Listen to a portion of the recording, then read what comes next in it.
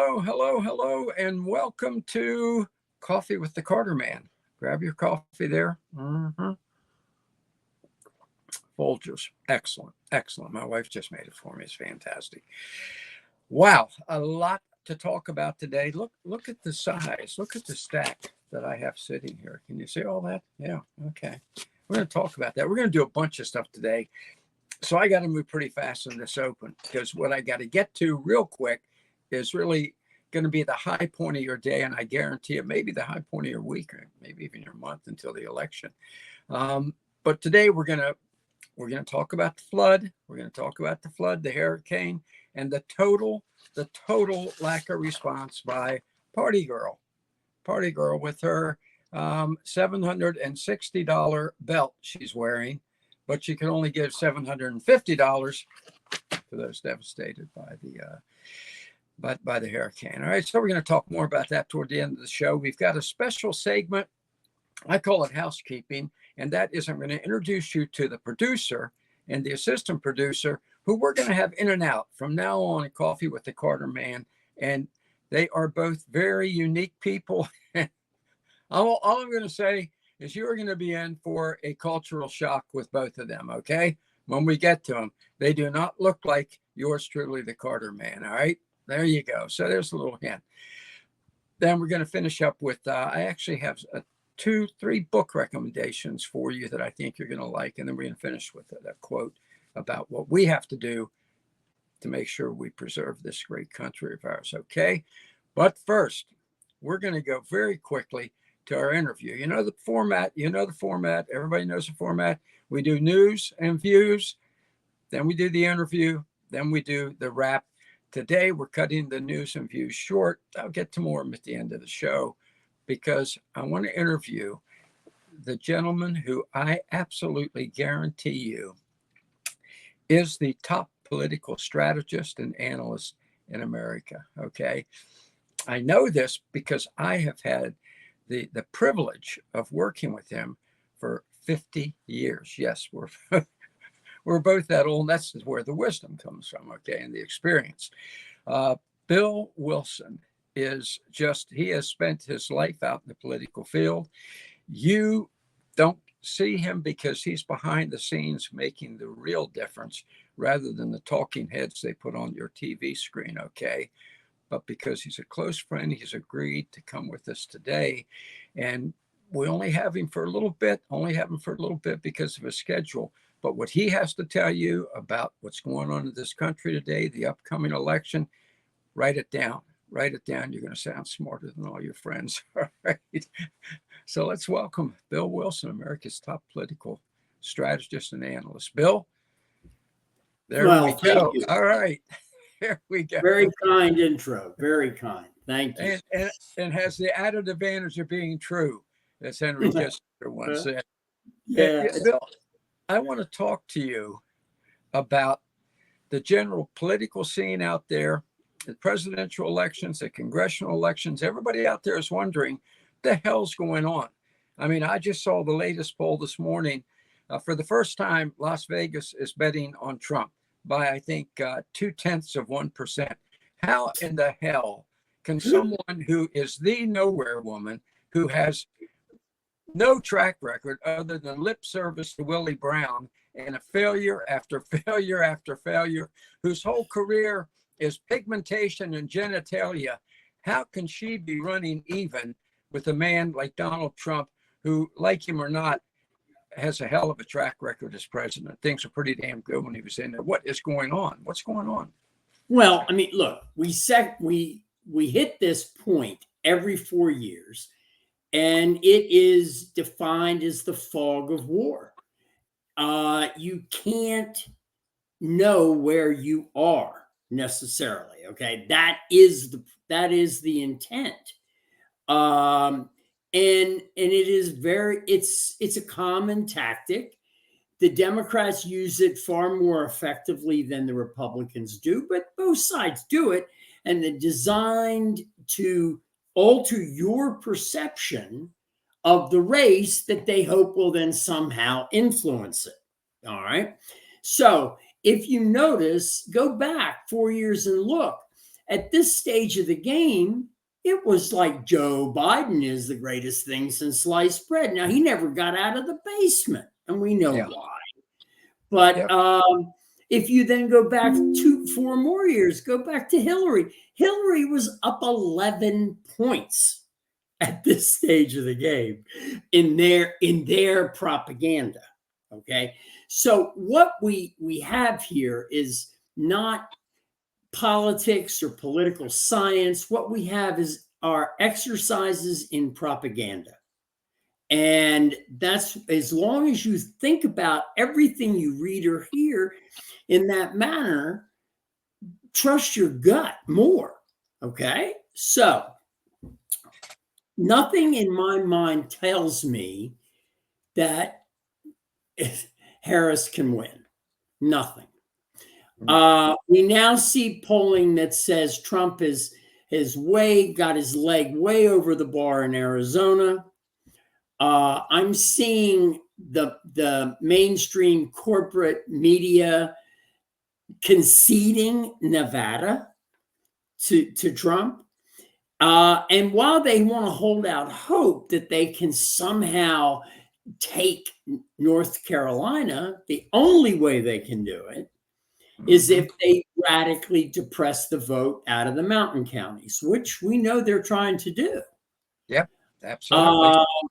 Realize, and just to put North Carolina in people's perspective here, Trump won those counties net in 20 by roughly 250,000 votes. He won the state by 75,000 votes. So they're going to have to depress it a lot in order to make up that much, but realize that election has nothing, everything now comes down to getting a vote out of the mountain counties. They can literally decide whether or not the state goes for Harris. If they concede North Carolina to the Democrats, it becomes rougher. Much rougher. But I'm looking at Pennsylvania, which has always been my, they call it the Keystone State. It is. Right. And right now, everything I see is positive. So, and I can go through some of that in a minute. But, the bottom line on it, if there is an election on November 5th, I believe Donald Trump is going to be elected. I don't see the basis for this. I look at the core constituencies of the Democrat Party. Single women. Okay, not much you can do with them, or else they wouldn't be single. Yes. Right? Well said. Yes. Blacks are not jumping up for this woman. They are not. And black men maybe have had just about enough of being lectured by wannabe mamas to stand up on their own and do something about it. That seems to be the case. Let me ask you this about the blacks. Do you think that they are at all offended by this woman's phony black dialect she puts on, and by the fact that she just, in her book, she refers to her Uncle Freddie in the picture captions, but then when you get to the body of the book, it's in quotes because, well, he's not really my black uncle. We're not related at all. Do you think there are any blacks who are offended by this other than Candace Owens?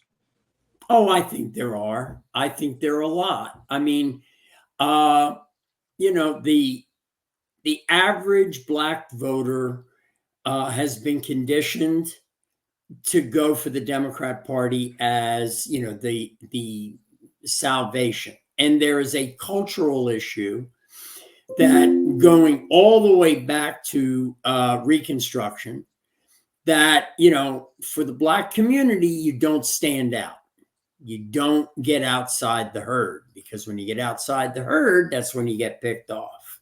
Right. And so I think that has started to break down, as it should, frankly, after 60 years of everything that's been done politically, policy wise. But that's breaking down. And as it does, then I think you're getting more critical thinking. And that critical thinking has got to look at her and know that she's an insult. She really is. That's the perfect word. She's an insult. Yeah, she is. And it's not, she's not just an insult. Think about her backer, Barack Obama. Talk about an insult. There it is. And, you know, I look at some radicals. I mean, I've read his books, Ta-Nehisi Coates, black writer out of Baltimore, whose father was a Black Panther, is so hard left, he turns right on occasion. And yet, he's being genuine about his positions and his thinking. Now, compare a Ta-Nehisi Coates to Harris. There's no comparison. One's authentic and real. The other one is not. And I think that's what I think you're going to find, that people are going to see that. Now, do we win the black vote? No. Don't need to. 20% will be earth shaking. 20% would really, I think Trump got 12% last time. So 20% would really be earth shaking. Yeah. Right, it would. And so, you know, but if you do that, that's the only thing they're needing to play. Young voters had always been predominantly Democratic. They are losing them hand over fist. Did some really good work that was published by Americans for Limited Government not too long ago on that. And what you see are those 18 to 21, 22-year-olds, they're just not buying it at all. They don't buy it. And this kumbaya, let's all just surrender and become part of the blob, they're not buying it. They're American kids. They all want cars and they want to do stuff and they want to have a good time. And so I you know, so that segment, surprisingly, the one area where we could do some work are 65 plus. And I don't know why, because they are almost always reliably conservative. But those, if there is a Trump deficit, it's in that age group. I just can't imagine. You know, that's my age group, 65 plus. And I just can't imagine any of them being gullible enough to fall for this woman. You know, let me just be blunt about it. People my age remember girls like her when we were young. We're not little millennial wimps. You know, women and men back when I was a kid were distinctly women and men and behaved that way. And she is what we would always call a slut. I mean, I'm saying it like it is. And every man I know my age looks at it and says, well, there was an easy when we were kids. And now they're thinking she's presidential material. No.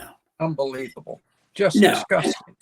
Right. And so if I were going to handicap this race, I think try to blow away the fog of war, look at the reality of the numbers, look at where people are going to have to make their decisions, then I feel fairly strongly that Trump will be elected. We look at, and I'll go through Pennsylvania here in a second, but you know, you have to ask yourself, and you hit a key point, Carter. Anybody in the world is looking at her. If you're an enemy of the United States, you're begging for this woman to be the winner. Yeah. Because a Harris administration will mean that you're dealing with the same deep state hacks that have put us in this mess since George Bush knifed Ronald Reagan in the back and got in. You're dealing with the same CIA crowd, the same State Department crowd. And that's what they want. So they can keep picking our pockets and using us. Look, you started the show off. You're going to talk about her $760 belt, which I hadn't heard of before. That's really good work. Oh, yeah. Yeah. But, think about it. She tells the people of North Carolina in an offhanded, almost condescending manner that she's going to give them she is going to give them $750. $750. And then announces another $160 million to go to Lebanon because the poor people of Lebanon. Yeah. Enough. Yeah. Enough. I just cut all foreign aid. I mean, to hell with them. It's just not our business. Yeah. And she's already given $1 trillion to the little grifter Zelensky in the Ukraine, but she can only afford $750 for our own citizens who are in desperate need. That's right. Need. Yeah. So we go there. On Pennsylvania, the good news, and I'll start with that because it is good news. In 2020, Biden came out of Philadelphia with a net of almost 500,000 votes. It was like 465, 470 net. He only wins the state by 100,000, which means he lost the entire rest of the state, including Pittsburgh, by 300,000 votes. Now, since 2020, the city of Philadelphia has lost over 100,000 people, desperate to get out of that place, which I don't blame you. Bill, if I can interrupt just for a second. My wife, who got her citizenship just 1 year ago, we used to have to travel to Philadelphia constantly because that's where immigration is. It was like entering a war zone. Yeah. It was shambles. That city is shambles. Every square inch. Sorry. That's what we're dealing with there. I know. But here's the good news. Right now, today, as of this morning's report, the Philadelphia's mail-in ballot requests, are at 35% of what they were in 2020. At this point in 2020, there is no early in-person voting in Pennsylvania. So if you don't mail in the application for the ballot, you've got a choice. You don't vote, or you show up on election day. Well, first off, showing up on election day is problematic because there's certainly a significant evidence that some of these people don't exist. Who voted in 2020. But let's be generous and magnanimous to the state and say, they all exist. They're all real. The Democrats will have to turn them out. Not happening. They don't have the infrastructure set for it. There's no excitement for this woman. There's no amount of $100 bills that'll get it out. It isn't. So if you come into a situation here where the mail balloting out of Philadelphia truly does, let's say it doubles between now and then at 70%.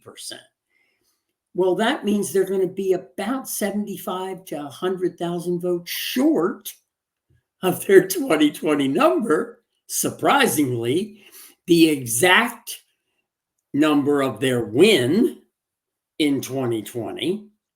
And top it all off, and I give a hat tip to a very bizarre, interesting individual, Scott Presler.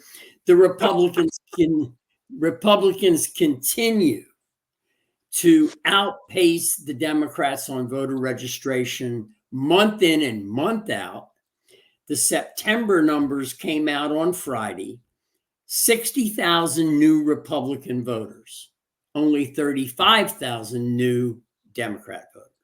Fantastic. That is huge, and huge kudos to Scott, because the Republicans weren't capable of doing it. No, I got to ask you. Now, we both know Scott, and you mentioned he's a little different. He's one of the most different people I've ever seen in my life. I mean, the hair down to the shoulders, as fey as he can be, yet the guy seems to be effective. He is effective. I'm baffled. I got to be honest. I am baffled. He's fearless. Is that what it is? He has no fear reflex.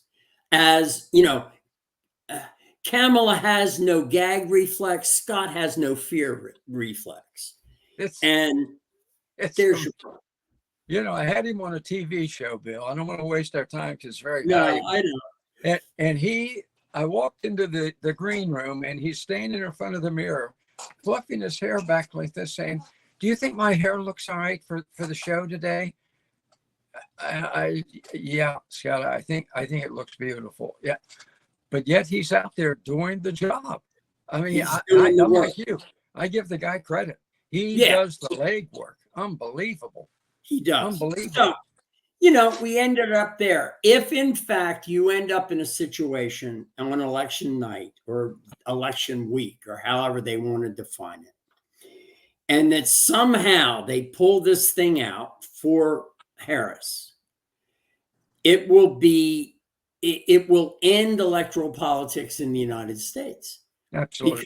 Because I believe that in order to do it, they're going to have to break every piece of furniture in China in the house in order to get it done. And I think that will be the most revealing denunciation of this system that you could possibly have. And the end result will not be nice.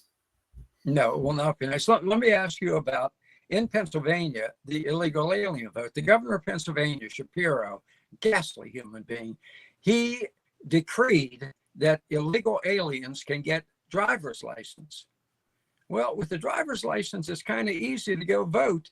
And I think that's what he had in mind. What's the danger there of all these? And Pennsylvania is full of these damn illegal alien invaders. I mean, there's no way to define it, Carter, except that, most of the illegals are right now hunkering down, trying to, get a foothold in. You're not seeing a whole lot of initiative, if you know what I mean. And it's going to take some initiative to take that driver's license and turn it into a voting card and then go vote. Will there be some? Yeah, there will. But are there going to be enough to swing a state like Pennsylvania, Arizona? I don't think so. I think we're okay. Good. But the more diligence, the better. I think the only way they take this is just, and they'll, you can't denounce the system. Well, yeah, you have to if it's no good. Yeah. And I think the only way they can do it is another Georgia late night boxes of ballots showing up like did in Atlanta and Fulton County. Right. The situation in Arizona has been essentially corrected, so I feel better about that.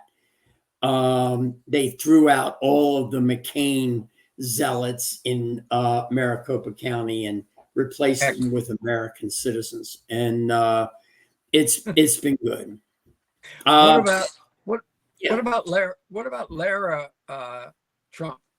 She's been the head of the Republican National Committee, and she seems to have really tackled this business of ballot box security and voter fraud.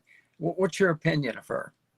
My opinion is that it's too bad that her last name is Trump. She'd have made a great chairman. I think she's doing a great job. I have nothing but praise for her. And while the job and the amount of time she had may not have matched. She may have needed more time. She's focusing on the right things, and she's doing a lot of good work. Excellent. Well, I can tell you, I live in Pennsylvania, so I can tell you the effort here is 10 times what it was 4 years ago. I receive constant mail about the importance of voting early, which we never got 4 years ago. And that to me is an encouraging sign. What about the Pennsylvania Senate race? McCormick is just, does he really exist? I think he exists. I mean, again, it could be nothing more than propaganda, but I'm looking at polls that say he's easily within striking distance. Wow. And it may be where he's focusing the effort. I mean, if he is serious and if it is truly a 1.5 point race, then he needs massive turnout.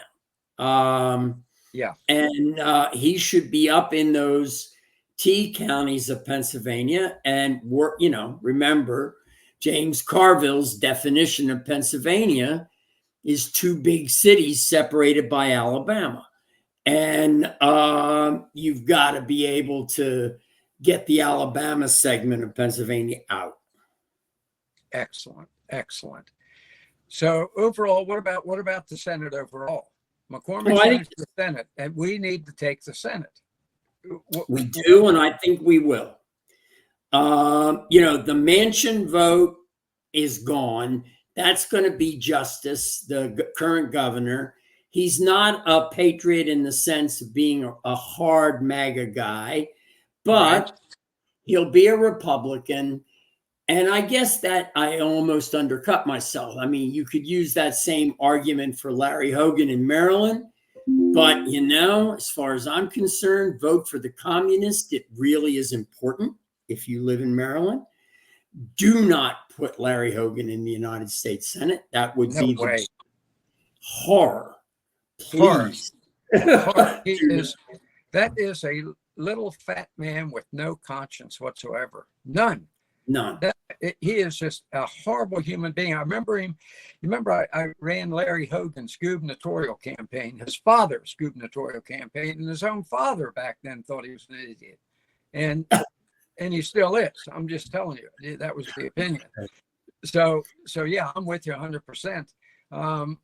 But it looks very strong that you're going to see a pickup in Montana.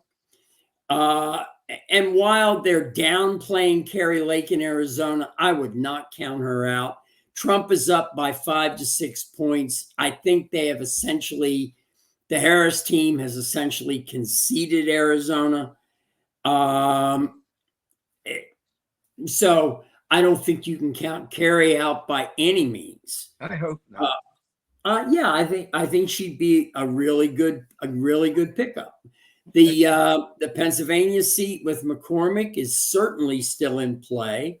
And let's not forget, for the first time, it's perfect timing, the Republican Morano in Ohio has finally gotten his leg up over the bar and is polling worst case even and averaged above Brown in Ohio. So I think that's going to be a pickup.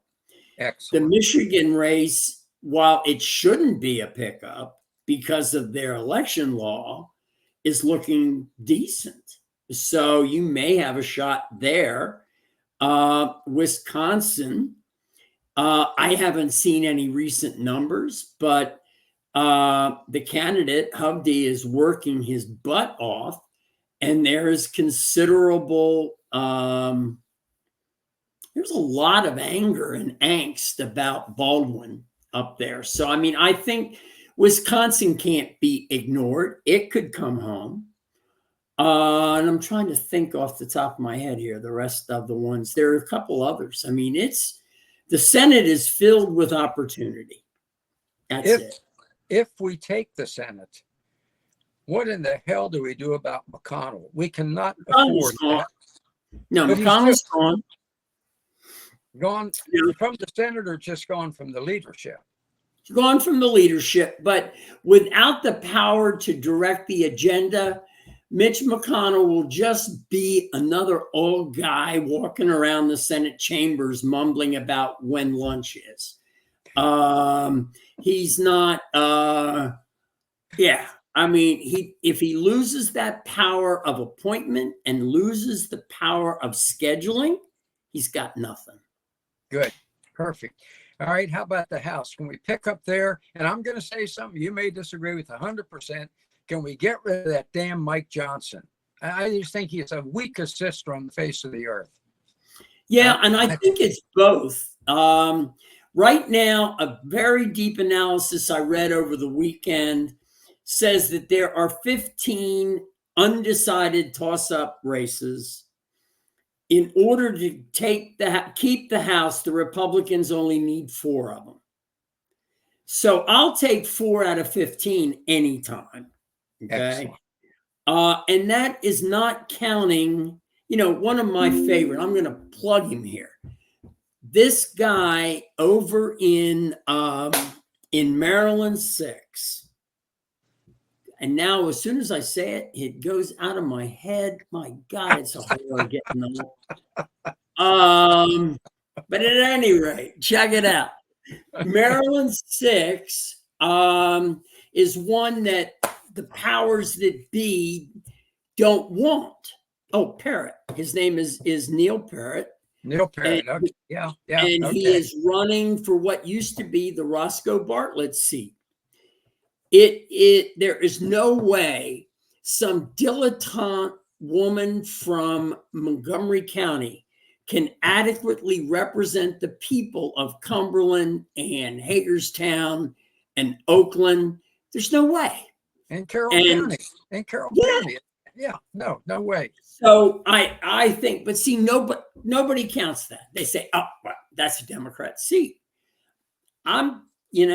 I think Parrott actually has a shot to make that return that seat. Wow. There are about a dozen of those around the country that the GOP establishment, the NRCC, write off. They write them off because they're too tough. They take work. But they also write them off because the quality of the candidate that the people in those districts deliver is a bit too patriotic for the bunch at the NRCC to stomach. Yeah, they would much rather have a Democrat they can deal with. Yeah, exactly. Somebody they can sit down and go to the monocle with and enjoy lunch together. As to the speaker, I'm going to bring up a name that I have been impressed with lately, and I want to get your. I know that you know the total inside story on her. For a while, I hated this woman, but over the last 6 months or so, I've actually been very impressed with Nancy Mace. Is she a potential speaker? Oh, I think Nancy sees herself as potential president.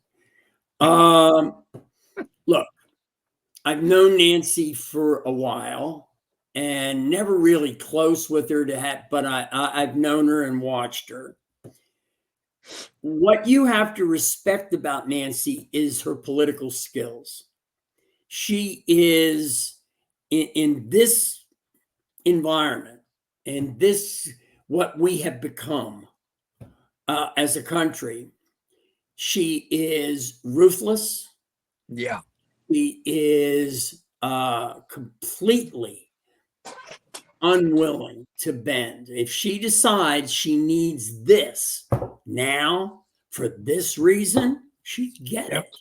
Yep. And if tomorrow she doesn't need it, she just throws it away.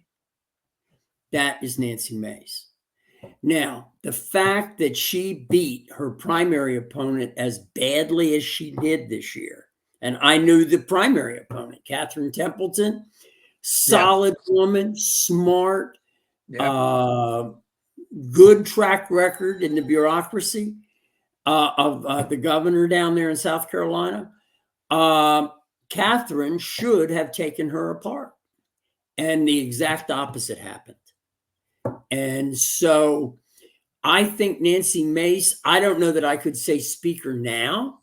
I think President Trump would have a bit of heartburn on that, because she has been on both sides. She's been on 3 or 4 different sides of the Trump issue. Oh yeah. Oh, yeah. And so I think there might be a little lack of trust there. But do I think she's a future leader? Yeah, I think she is. All right, one more name. And when I say this name, some of our viewers are going to say, oh my God, the woman's crazy. I don't happen to think so. Marjorie Taylor Greene. What is her crazy? What is crazy? Did you say yes, crazy? Yes, crazy as a loon. Yeah. Pardon if this violates your internal code. She is batshit crazy. She is just out. But I love the things she says, though, Bill. She's well, but it's all calculated. I mean, but when I talk about Nancy Mace as having political skill, right. Now contrast that with Marjorie Taylor Greene, who goes to the Lincoln Day dinner in Idaho Falls, Idaho, Bonneville County. It is a county that actually is so Mormon, it has its own temple, which, if you know anything about the Mormon faith, is a very big deal, and proceeds to give a speech that is so profanity laden that half the room gets up and walks out on her. What did she hope to achieve by throwing the F word around every other sentence? You know me, Carter. Profanity does not offend me, but right. There are times when you just restrain yourself, and she has no ability to do that. Well, there go my hopes of her being the speaker. I'm afraid so. But in terms to finish up here before I run on you, the speaker job, I think that Johnson's got some serious problems. I don't know that he can be stopped. Let's assume the Republicans hold the majority and it's at like 220, 221, somewhere in there. He is going to instantly have Hakeem Jeffries and the Democrats backing him up. They won't say so publicly because that hurts both of them. But will they be backing him up? Yes.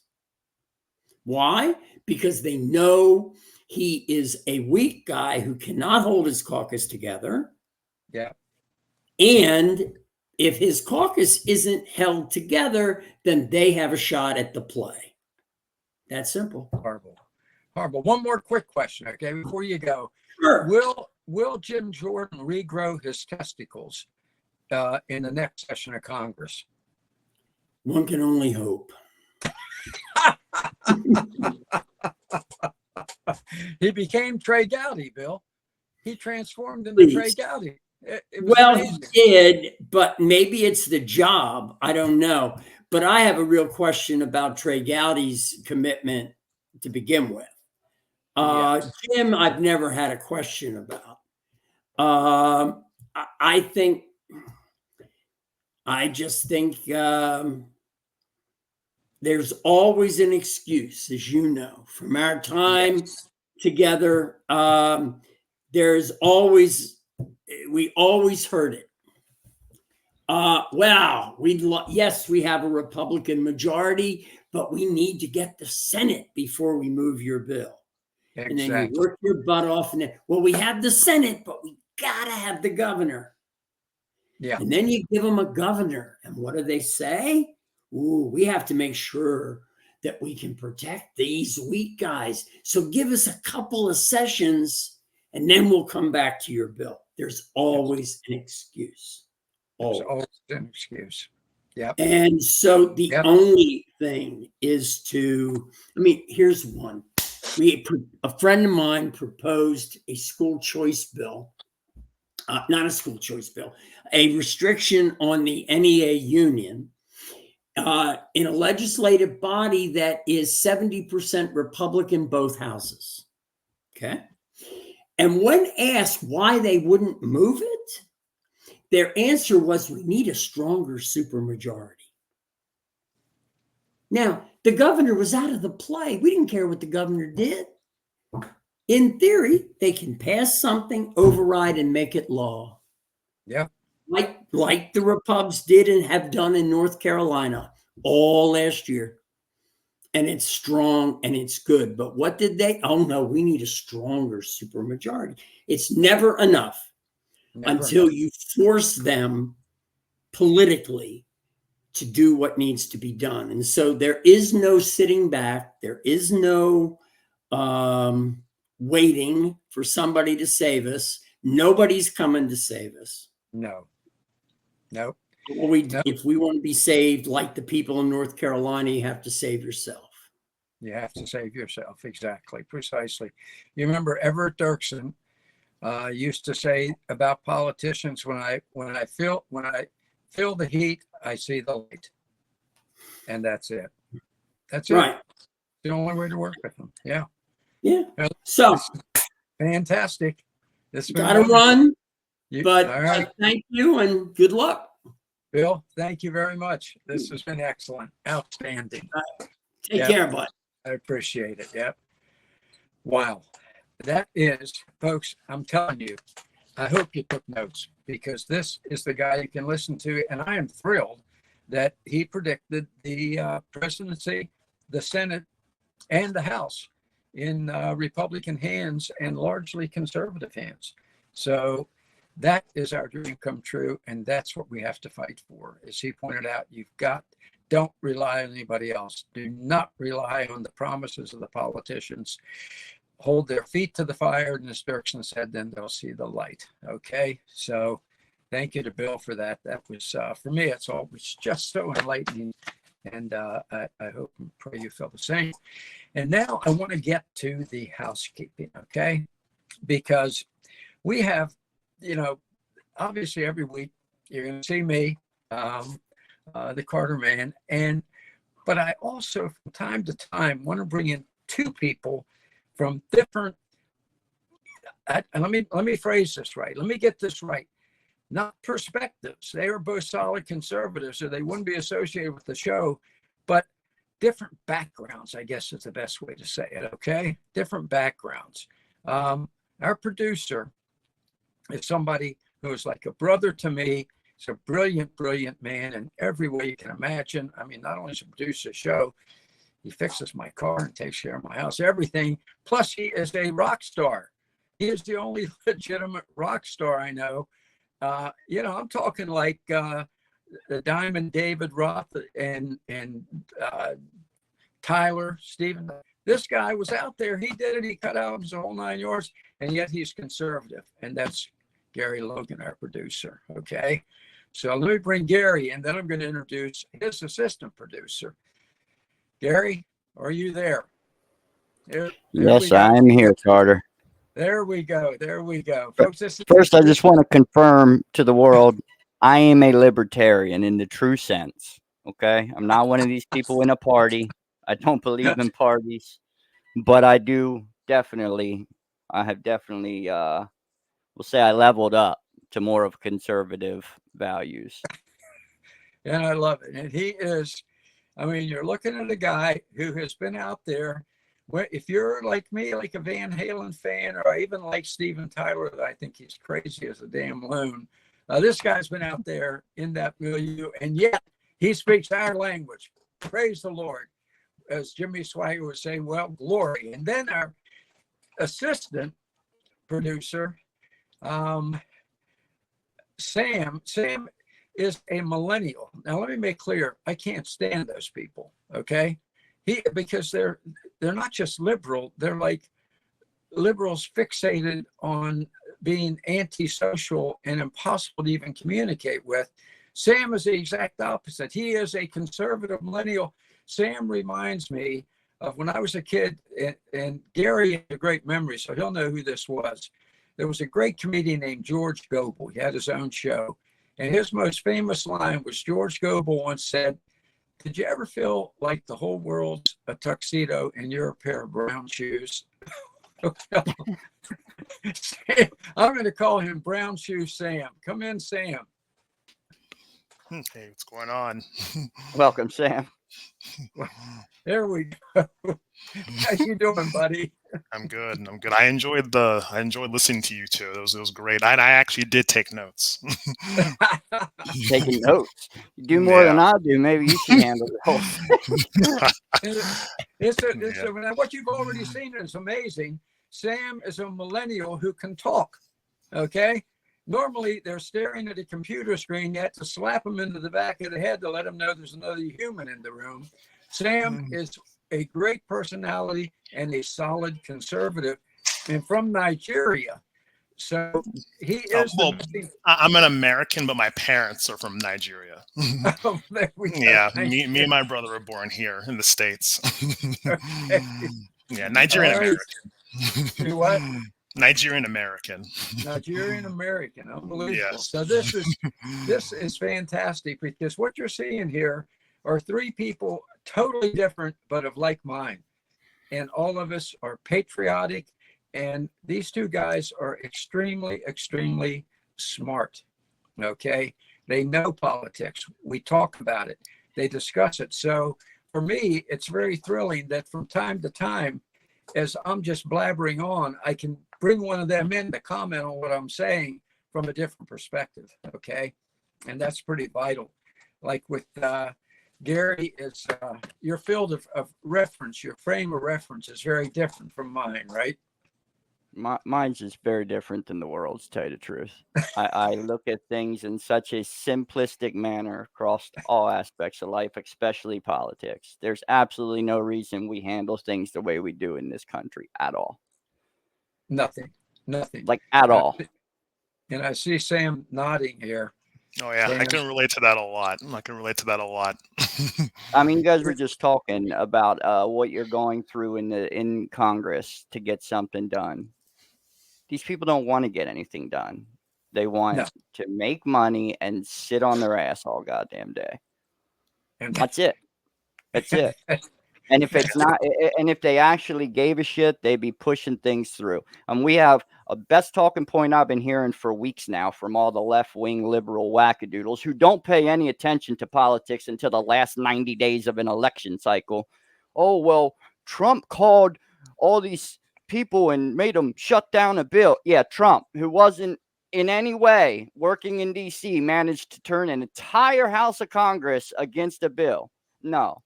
It has nothing to do with Trump. The fact that we pushed a bill through called H.R. 2 in 2023 early, that would have secured the border. It passed in the Senate, or it passed in the House, and then it got put on a shelf by Chuck Schumer, and it's sitting there right now, along with many other bills.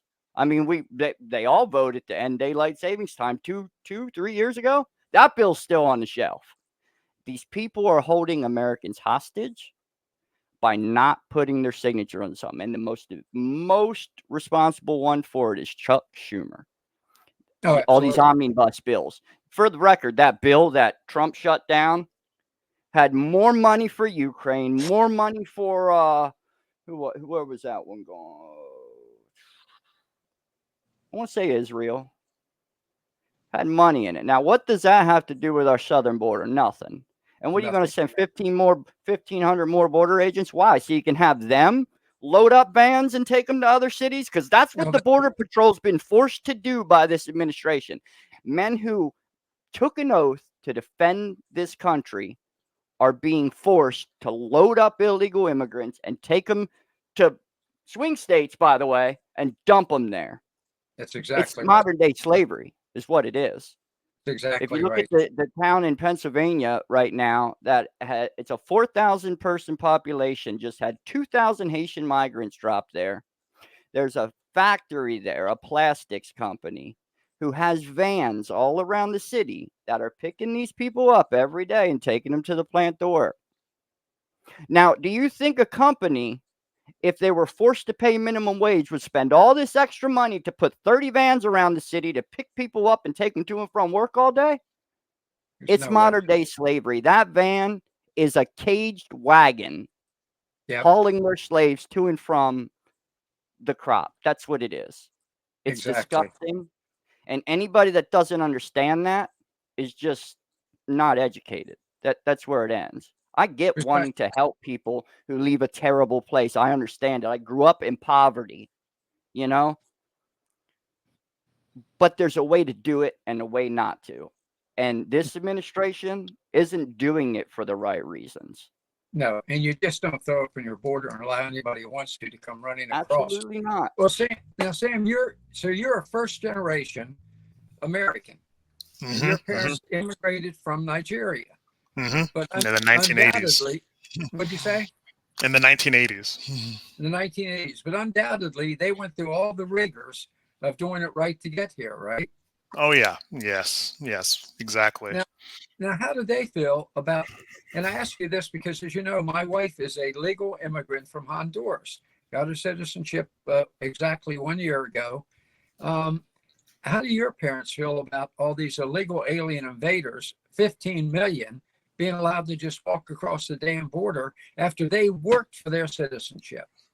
Yeah, exactly that. It's just as long as you do what, you play by the rules, you can get what you want when you come to the United States, like just having like the gates wide open and everyone just spilling in, that doesn't do good for anybody. And, No. and it makes, what my parents did and others similar in my situation, with, immigrant parents, it's, okay, what do we go through all that, juggling through those hoops for, All Just- that work, all that time, Yeah. so that you have the right to vote and Mhm. choose who's running this country.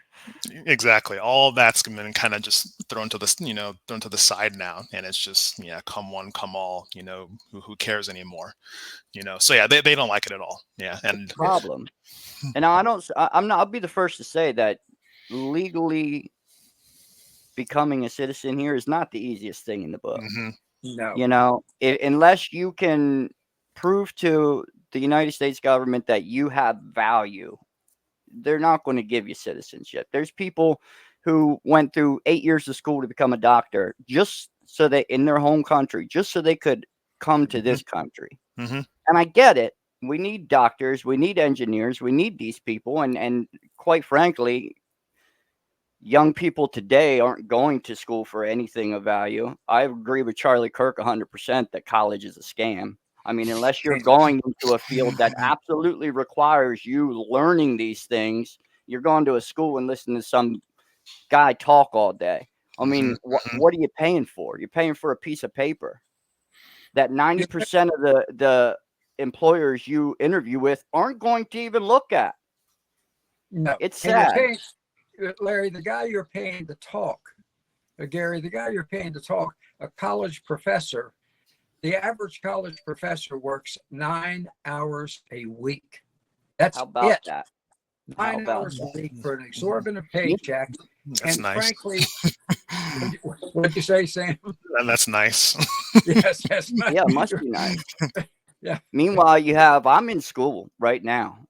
Yeah. I went back to school to finish my education, not because I want to, because everything they're teaching me, I learned in high school, for Christ's sakes, but because I'm required to have this piece of paper in order to enter the field that I want to enter.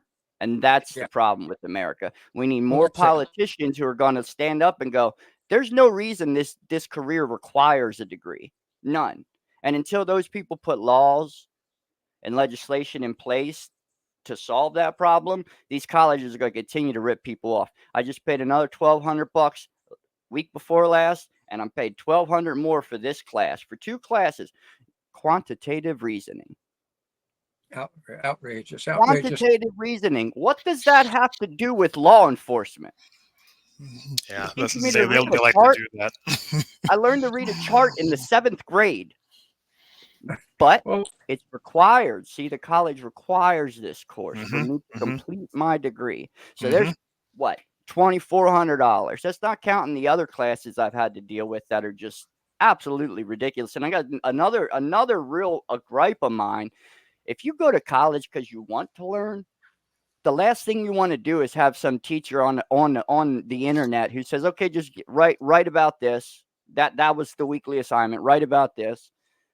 And you could honestly, 90%, I sit and I read my classmates' papers. 90% of it's like ChatGPT. They just literally type what the instructor typed, and then it gives them something, they copy and paste. And I know this because I watched the same thing be posted by multiple people.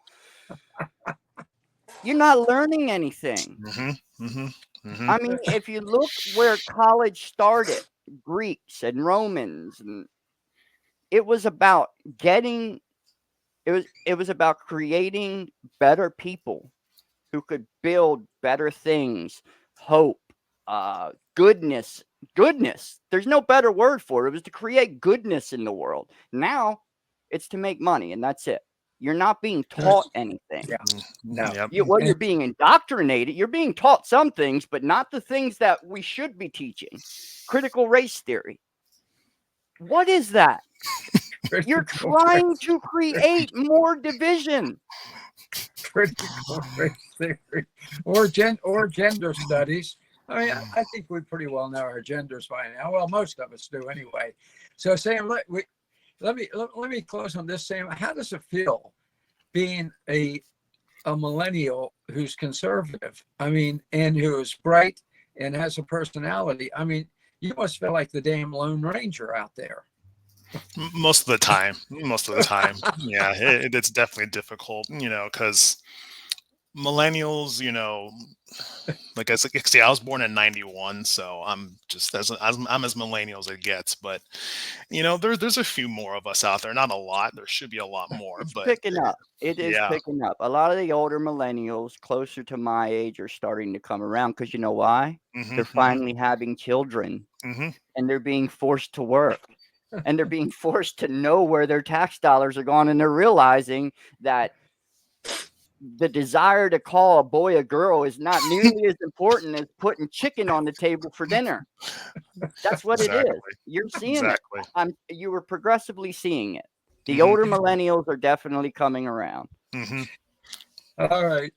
Now, folks, you see that when I call these two in, when we're discussing topics on Coffee with the Carter Man, I call these two in, you're in for a treat. Okay.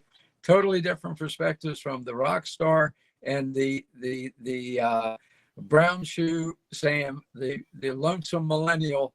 And so this is just an incredible. These are millennial now. Yeah. Thank you very much, fellas. I'm going to get to my flood information here very quickly. Okay.